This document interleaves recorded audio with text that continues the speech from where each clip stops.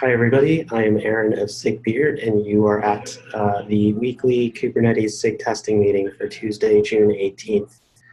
You can watch yourselves on YouTube later to make sure that you've all adhered to the Kubernetes Code of Conduct by not being jerks. On today's agenda, we're going to have Daniel Roth talk to us a little bit about Kima project. I can't actually pronounce it. Their usage of Prowl, which I'm pretty excited about. And with time left over, we can talk about maybe how we want to handle Prowl configuration for namespaces or the mechanics of what it would take to move Prowl into its own subproject. So with that, I will hand it over to Daniel. All right. Hello, everyone. Let me start sharing my screen. I prepared a little bit. Maybe this one. You should see my desktop. Got it. Can see your slides. Yep. All right. So I'm talking about Kima and Prowl, building Kima with Prowl. So I start off with some infos about Kima, just so that everyone barely knows what it is. What is Kima? Kima is our open source project initiated by SAP, designed natively to work on Kubernetes. We also leverage Knative, and it's for us a flexible and easy way to connect and extend enterprise applications in the cloud native world, meaning we're using Kima to extend our enterprise applications with that. A little bit of the architecture for whoever is interested. The Kima solution itself is that, I hope you see my mouse, that box right here, where we leverage all kinds of frameworks that are open source, like Jaeger for logging and traceability, Grafana. We have serverless functions that are living in the service itself. We can connect enterprise services like services from GCP through our service catalog, and an application connector allows us to register enterprise applications. Not necessarily any SAP application, this can be any application via API calls or events through the Knative NATS eventing to the Kima cluster, where you can build services or serverless functions that consume things from these enterprise applications. That's all I want to share on Kima. I hope that gave a little bit of an overview. And if you're interested in learning more, you can check out our stuff. I have some links later on. How do we use Prowl? We have two projects in GitHub that we use. Mainly github.com/Kima project is our main project where Kima lives. There's also our website, kima-project.io, that we built. And we have a CLI tool that actually integrates with kubectl as well, where you can install Kima into a cluster. Currently limited to GCP. We're working on Azure and AWS as well. Our Kima incubator project is mainly for projects that we are working on that are not yet mature enough to be in our main project. For example, Avarkus is our mocking framework to mock enterprise applications that connect to Kima, where we can test integrations.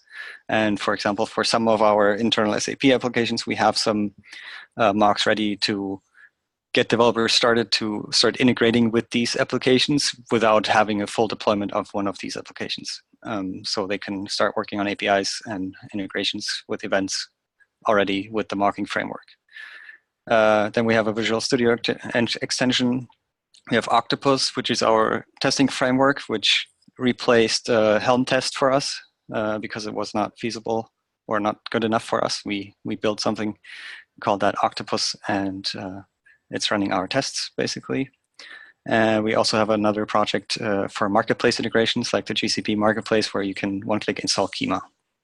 That all is built on Prowl. I want to go over to some architecture slides. Basically, I have one link here, and I hope, yeah, it opens. And you should hopefully see that. So we have two GCP projects currently. One is hosting our Prowl cluster to run all the components like DEG, Horologium, Plank, Hook, the plugins that we have, Syncer, the build protector, branch protector, GCS Web, which we just added recently. And we have another cluster, another GCP project that is mainly responsible for running our jobs, actually, because we separated that just actually today. That currently before we were running all our jobs in the same cluster, and we just separated that out today because we want to give developers more access to the actual logs without having access to the Prowl cluster itself. There's a bunch of stuff running. I'm pretty sure you know already how Prowl connects to GitHub. It's nothing new for you guys, probably. We have all this running with our own configurations. I can talk a little bit about the configurations if you guys want. Other than that, there's from how we and which plugins we use and which components we use. There's nothing really fancy to our installation. It's just that it's connected to our GitHub projects and pointing to some of the configurations. We have basically for everything that we do, we have separate documentation for all our stuff. For example, for installing Prowl, we have a couple scripts for example, to create the secrets, like the GCP service accounts that are required for installation of Prowl. We have a workflow for updating Prowl that requires a developer to create a fork of Prowl and install it into an own GCP cluster, so we can test new functionality or newer versions of Prowl when we try to update.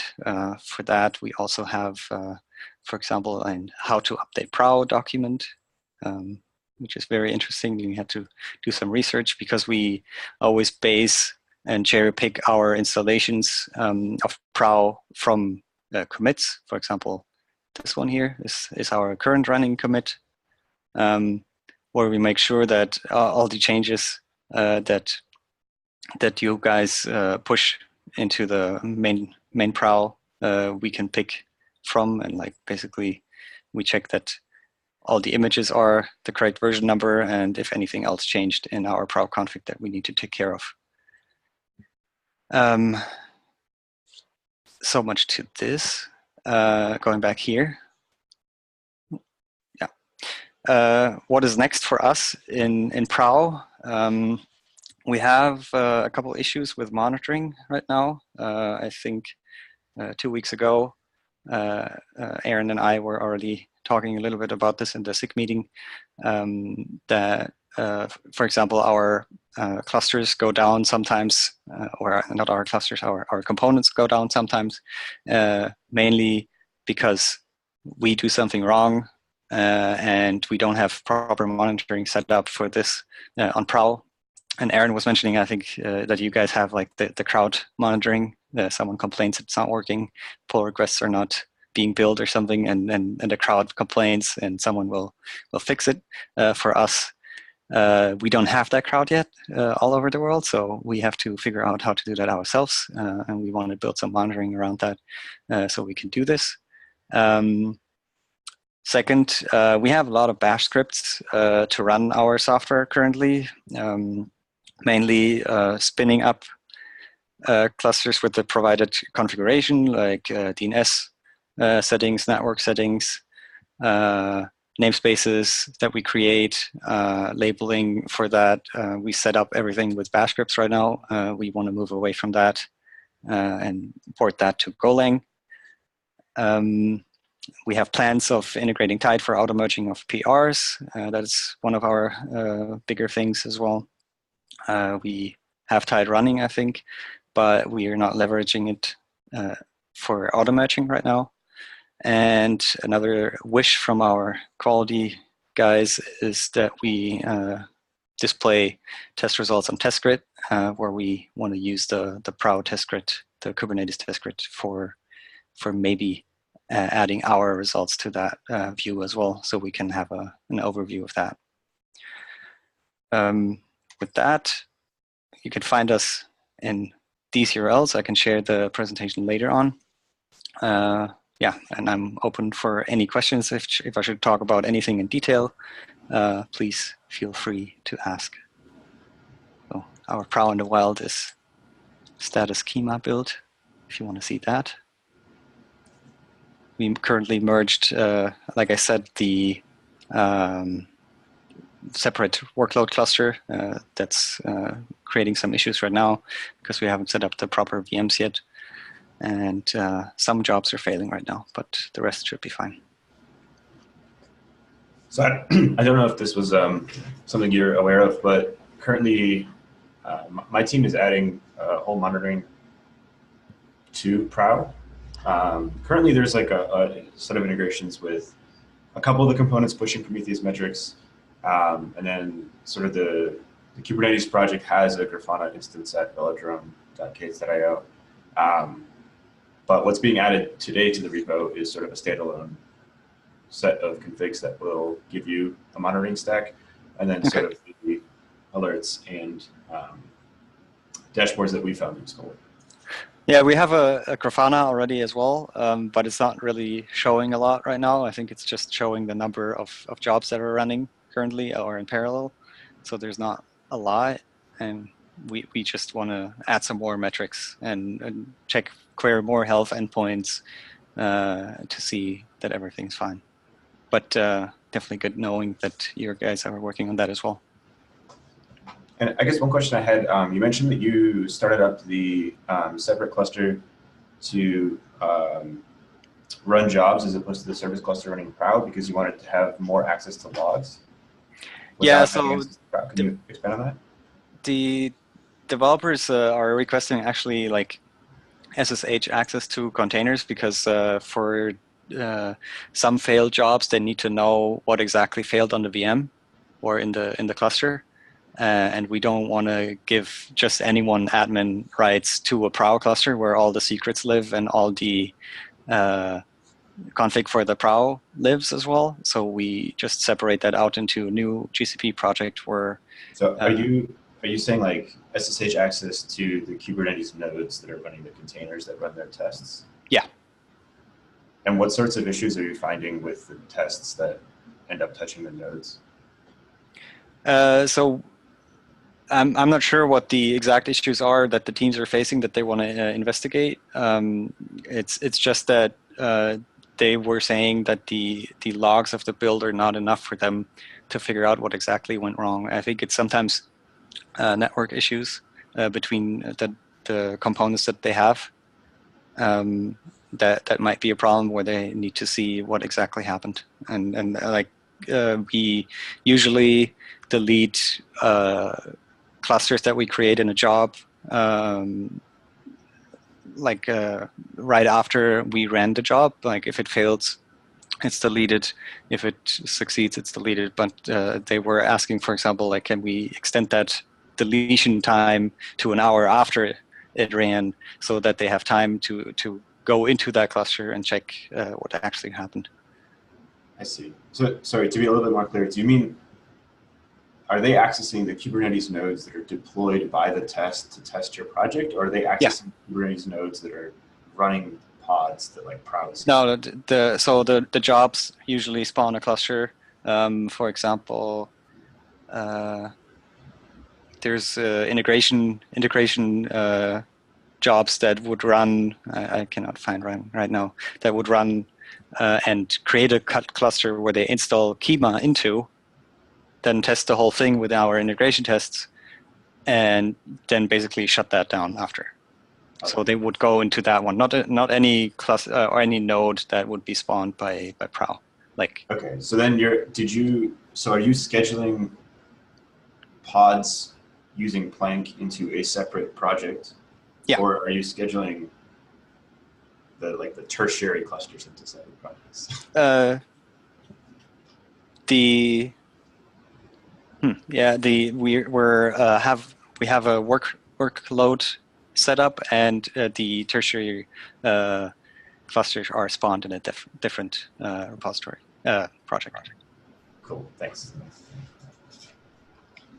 And one other question I had was so the scripts that you guys have around setting up Prowl, installing the secrets and the service accounts. Do you think those are generally useful for other people trying to install Prowl for the first time? Or are they specific to your setup? They might. I'm not sure. I would have to check them again, but usually you can find them all in our Prowl. I have to see scripts, I think. Nope, that was the wrong one. Jobs. I'm on the right one. I feel like either way, the scripts and the docs are things we may want to take a look at. I feel like some of the diagrams and docs you showed look amazing to somebody who's never had to stand up Prowl before, because they were written by somebody who hasn't been working with the Prowl code base for years and just sort of inherently gets it. And I feel like we're kind of missing that sort of perspective in our repo. So maybe we could consider how to take some of your work and upstream that. And you may find that, like I know Beta at one time had written a tool called Tackle, which I think was supposed to simplify some of the setup, but I don't know where that overlaps with your shell scripts. I also was really kind of intrigued by your mention of using GCS and KMS, because I'm not sure that we currently use that for our Kubernetes Prowl instance. And I feel like our current humans installing secrets as a service thing doesn't really scale super well. And I'm curious what we could be doing better there. Okay. Yeah, well, we have our, so for example, the Prowl installation on forks is our document for, hey, I want to upgrade Prowl or something, and I need to install Prowl on a separate fork to test all of this, plus the job configuration that we usually run. And a developer will just follow this script to set up their own Prowl cluster, and then they basically have the exact copy of our cluster. But the problem is that I ran into when I started in that project is like, hey, can you just create all these service accounts first? And like it's a lot. I already also found out that it's not all of them that you need. The install script asks for a little bit more. It fails a couple of times. So we created a script to actually create these service accounts for you, or at least the minimum set required to run it. And basically everything should be described in here, and we can definitely have a look and see what we can provide for you guys to put that back into Prowl Kubernetes. I assume that, for example, the cluster update might not be as interesting for you guys because you have a different upgrade process. But that's just how we do upgrades, for example. I know Catherine's recently offered a tool that's super useful that hopefully we can all collapse onto for upgrades, because I think we're doing pretty much the same thing, like very similar things together. Yeah, I saw your bump sh script that you use, but for us, that like when I ran it, it gave me I think the last 10 builds, and the last 10 builds are maybe all from today, and we cherry pick usually something from your document here. So no. There's a different document, I don't know where to find it right now, that is basically your release notes, and there we say, hey, date March 26, that feature arrived, and the update ran for 5 days. So at that point, we say it ran for 5 days, it seemed stable, we pick date 26 as our Prowl fork, we look for the latest commit for March 26, and use that commit, which would be this one, for example, to figure out the container versions that we need to deploy. The script I used existed a long time ago, and it is very simple, like you say. I think Catherine's utility is more feature-filled and potentially supports that as well. But Okay. yeah, no, I guess just to echo what Aaron said, like a lot of this looks really awesome. Like I think it would be super cool to be able to put it into testing for or link out to it and be like, hey, this is a awesome workflow, a lot of explanations. Yeah, and if you find areas where like a script that we have or something isn't suitable, but is close to suitable, we're happy to like try and improve things that we have to make them more general. Mm-hmm. Yeah, well, I guess like, for example, the bump SH for updating would be something that I personally would like to be more, I guess, like more of a history of the working Prowl images versus the currently, like this is the latest build or the latest 10 builds from today, just to be more able to cherry pick from the releases or like the releases in quotation that you guys do. I will say if you're, the only thing that is guaranteed to not be totally horribly broken is probably master. So I think the thing that Steve is referring to is where like we have a PR that gets opened up against our repo and it's periodically refreshed as new things are built. And included in that PR is like a diff that shows you like between the version, like the versions it's asking you to bump from and to, what are the actual differences in the source code in our testing for repository? Is that something you've taken a look at, or is this not yet something you've seen? I think I might have seen it. I'm not sure. Okay. I think that's what Steve was talking about. And yeah, my hope is if we're not there yet, that it would be cool to sort of set that up as like just another plugin or something for Prowl. Okay. And I had one more question. So when you guys are updating Prowl and you have these set of instructions to like set up a test cluster somewhere, do you pipe webhooks to that test cluster from like one of your repos? Like how do you test it as functional? Depends on what you want to test. So if we just want to see that the Prowl components start up for an update, we do that first. Then sometimes we do actually put the whole job config there, but on the developer's own Kima fork, basically. So every developer that is doing that would have their own GitHub bot account or uses their own account for that. Makes sense. Something to keep in mind there, just with using your own bot account for testing purposes, is that the bot account that Prowl uses is expected to be different from what users use. So if you use your own bot account as the Prowl bot account, sometimes the bot will actually ignore messages from you because it thinks that they are messages from the bot. So you can get some weird behavior if you don't actually create a separate bot.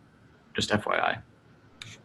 Yeah, I have personally my own separate bot account that I use. I think most developers do as well, but yeah. Depends. And that document that lays out like, hey, this is how you do the setup, and then maybe like these are the tests that you would run. That could be super useful as well to be pre-validate a push. I think often we test in production and then revert quickly. Yeah, I heard last week or 2 weeks ago.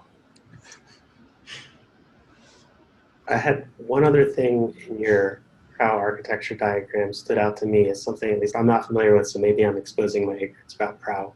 There's something called like the Prowl add-ons controller manager or something, and you have the notifier hooked in there. So the add-on control manager is a plugin that someone wrote in our organization. It's I think it's just a little bit of control over the Slack notifications that we have. Are you running that as an external plugin? Or is it just yeah, I think so. Okay, cool. It's all in the repository as well, so if you guys want to check it out, like what it is, I think it's Go code. Okay, well, we've successfully managed to run basically until 1:30, but I think that's because we were all super interested in what you had to share with us today, Daniel. So thanks a bunch. I shared the presentation in the chat right now. Yep, I got it. I put it in the meeting notes. I can click through to it. This all looks great. Do we have any other questions before we call it? Okay. Sorry we didn't get to your agenda items, Steve. We should do just a quick blurb for the GMT meeting, just in case anyone's interested. Go for it.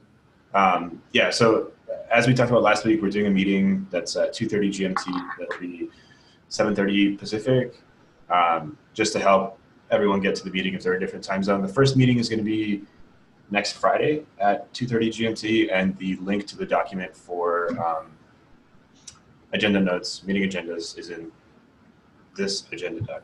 So if you want, show up, throw some items in there. Next Friday, meaning this week or the next week? The 29th, so next week. Okay. It should be after KubeCon's over. And 2 GMT is 1400 GMT, or is that 2 a.m.? Yes. Yeah. Okay. All right. And Thanks, everybody. I got to run. I'm losing my room. Happy Tuesday. Adios. Thank you.